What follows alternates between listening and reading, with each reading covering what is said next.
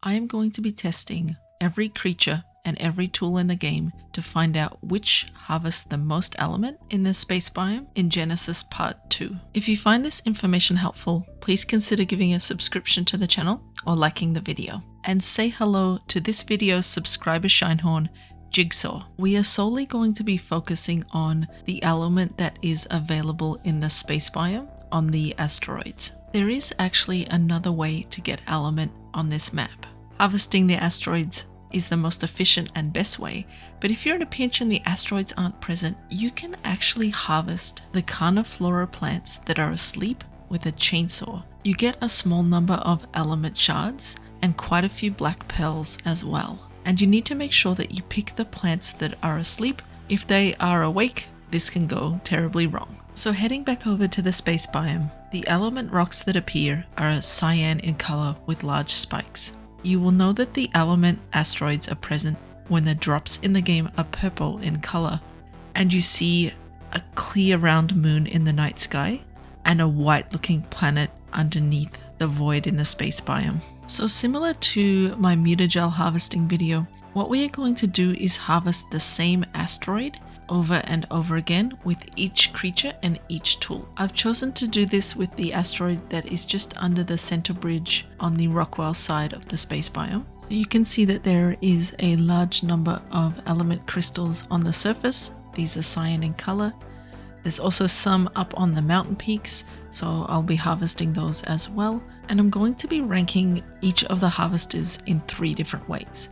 So first I'm going to be ranking by the total number of pure element that you get. Next I am going to be ranking by the number of shards you get, because you get both pure element and shards. And then I'm going to be ranking by total element that you can get when converting the shards to element. I think this is important to do because some people will be looking to harvest for element to make tech items.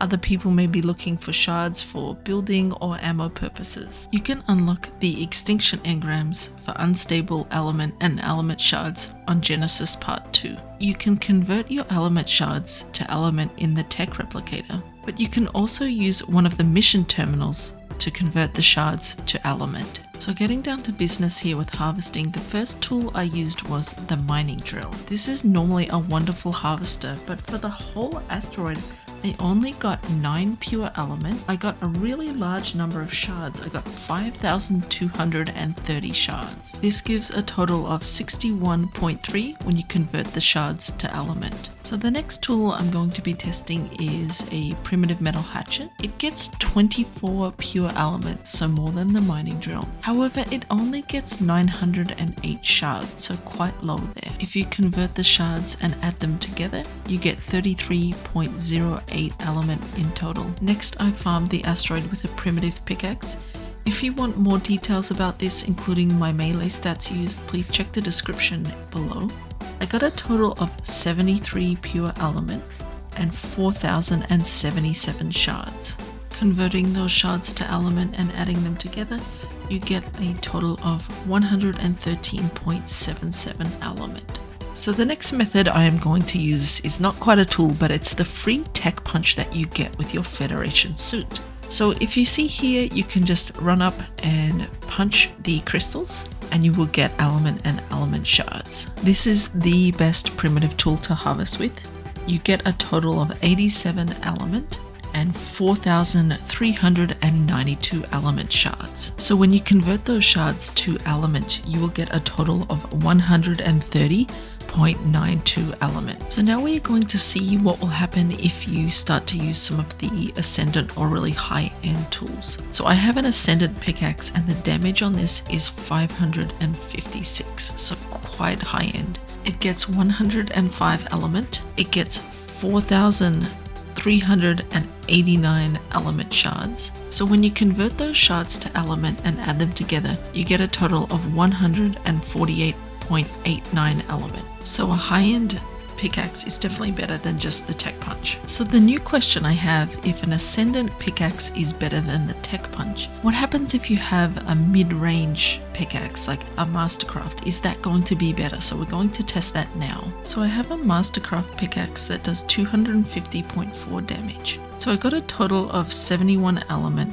and 4,299 shards. So when you convert the shards to element and then add them together, you get 113.99 element. So this is lower than the Tek Punch. So I think if you have a mid-range tool, you're better off just using the punch. If you have a really high-end tool, then use that. So moving along now to the much anticipated creature team. The first one we are going to test is the Anky. With the Anky, I got a total of 55 element and 4,333 shards. This gives a total of 98.33 element for the whole asteroid. The next creature I'm going to be using is the Mantis with a primitive pickaxe. This gave a total of 87 element and 4,378 shards. Converting the shards to element and then adding them together gives 130.78. So this is similar to using the Tek Punch on your own. I then tried a Mantis with the Ascendant Pickaxe and I did get quite a lot more, but there's some interesting things here. I got a total of 99 element and 4,451 shards. When you convert the shards, add them together, 143.51 element in total. This is actually slightly less than just my character using an Ascendant Pickaxe on its own. So again, I think there are some issues with the Mantis and Ascendant tools. So in this case, just use your own melee if it's high. If you have low melee, then maybe use the creature. So the next creature we will be testing is the Magmasaur. The Magmasaur gets a lot of straight element. It gets 128 element.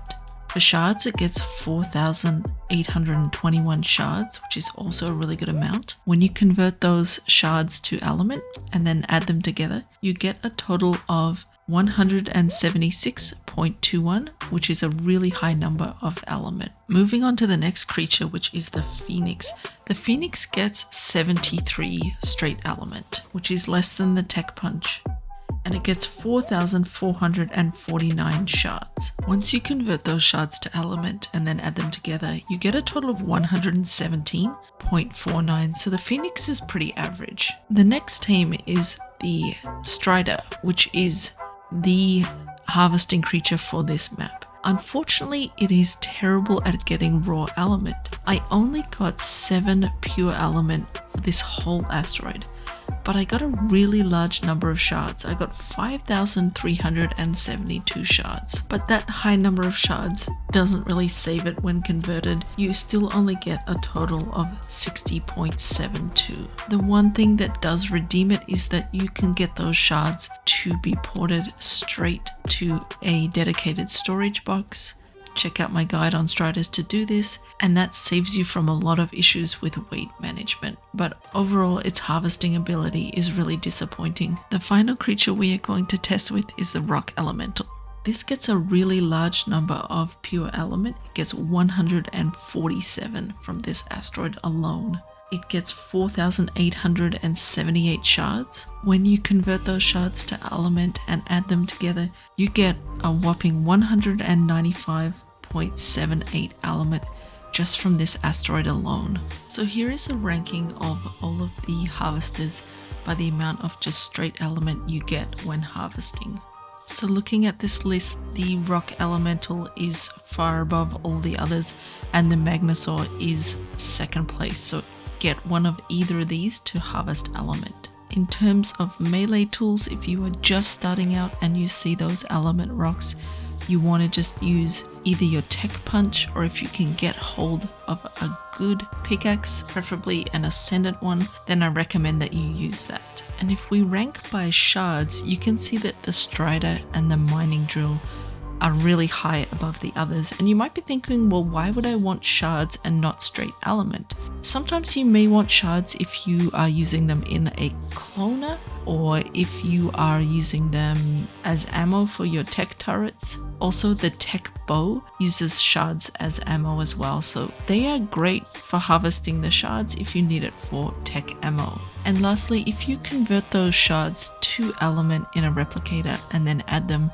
it doesn't really change at all. The rock elemental and Magmasaur are still the best. However, it does move the Stryder from last place up, and same with the mining drill. That is it. Thank you so much for watching. I know it's a lot of kind of repetition to see the numbers and the harvesting, but I really like to show my results in detail so that you can understand the recommendations I make for harvesters, because sometimes they don't always make sense. If you found this video helpful, please consider giving it a like or subscribing to the channel, as that helps me grow and get the information out to more people who play Ark. And please stay tuned, because I have a really exciting announcement coming up in the next couple of weeks. Thank you so much for watching. Have a great day.